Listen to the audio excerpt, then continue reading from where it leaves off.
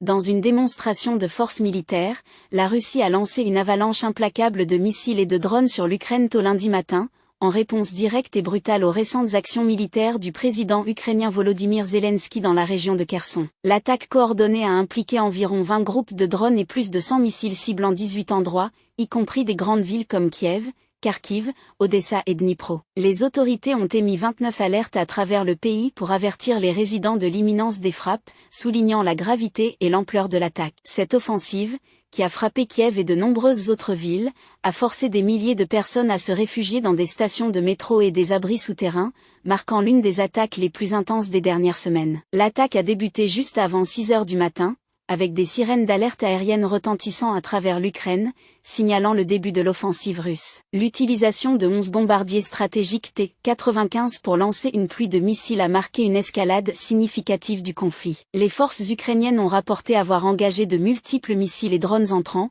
soulignant l'ampleur de la riposte de la Russie. Kiev a été particulièrement touché, avec des explosions secouant la ville pendant l'heure de pointe matinale. Le maire, Vitali Klitschko, a rapporté des pannes d'électricité généralisées et des perturbations significatives de l'approvisionnement en eau dans plusieurs quartiers. Les dommages causés à l'infrastructure énergétique de la ville ont conduit DEC, la plus grande entreprise d'énergie privée d'Ukraine, à mettre en place des coupures d'électricité d'urgence à travers le pays. Au moins 3 personnes ont été tuées. Le bombardement a commencé vers minuit et s'est poursuivi au-delà de l'aube, faisant de cette attaque l'une des plus importantes contre l'Ukraine depuis des semaines. Les rapports de l'armée de l'air ukrainienne ont indiqué que plusieurs groupes de drones russes se dirigeaient vers les régions de l'Est, du Nord, du Sud et du Centre, suivis de nombreux missiles de croisière et balistiques. Dans une adresse sombre à la nation, le président Zelensky a condamné la récente offensive russe, la décrivant comme l'une des plus grandes attaques combinées jamais observées. L'offensive a impliqué plus de 100 missiles et presque autant de drones Shahed,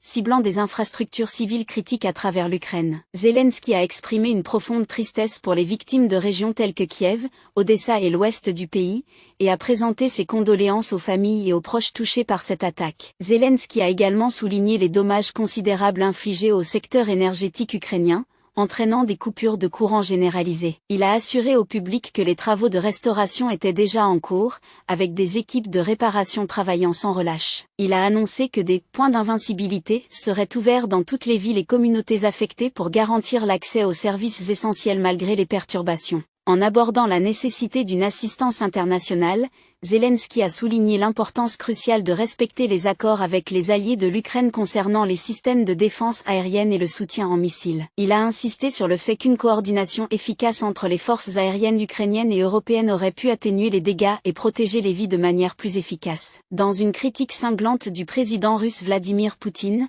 Zelensky l'a décrit comme une créature malade dont les actions sont facilitées par l'inaction mondiale. Il a soutenu que l'absence de réponse forte ne fait qu'alimenter davantage l'agression et la terreur, appelant les dirigeants mondiaux à prendre des décisions décisives et justes pour mettre fin au conflit. Zelensky a conclu son discours en appelant à la levée des restrictions sur le soutien militaire à l'Ukraine, insistant sur le fait que de telles limitations sont inacceptables lorsque la Russie utilise des armes avancées, y compris celles en provenance de Corée du Nord. Il a exhorté les principaux partenaires internationaux, y compris les États-Unis, la Grande-Bretagne et la France, à fournir le soutien nécessaire pour aider l'Ukraine à contrer efficacement l'agression en cours. Entre-temps, cette escalade a incité la Pologne à activer ses défenses aériennes, déployant des avions polonais et alliés pour sécuriser son espace aérien. Ce mouvement suscite des inquiétudes quant à la possibilité d'une escalade supplémentaire et de l'implication d'acteurs régionaux supplémentaires dans le conflit.